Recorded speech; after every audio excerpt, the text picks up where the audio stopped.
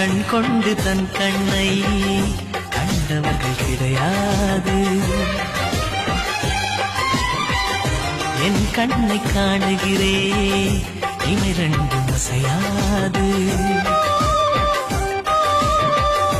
கண் கொண்டு தன் கண்ணை கண்டவர்கள் கிடையாது. என் கண்ணை காணுகிறே இமை ரெண்டும் அசையாது. குயில் இசை கேட்டவள் இன்று குயில் முகம் பார்க்கிறாள்.